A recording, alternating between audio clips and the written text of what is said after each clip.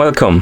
In front of me I have GARMIN Venu 2 Plus and I'm gonna show you how to adjust the screen brightness on this watch.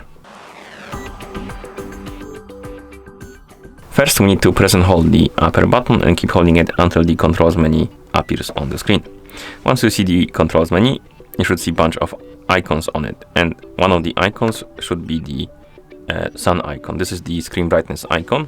Tap on this icon and here we have the screen brightness menu, and we can adjust the screen brightness of our watch.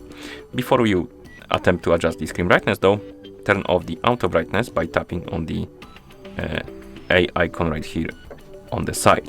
And once you turn off the auto brightness, then you can adjust the brightness by tapping on the lower and the upper icon of the screen. And once you adjust the brightness to your liking, you can press the back button a couple of times to go back to watch face. And that's how you adjust the screen brightness on this watch.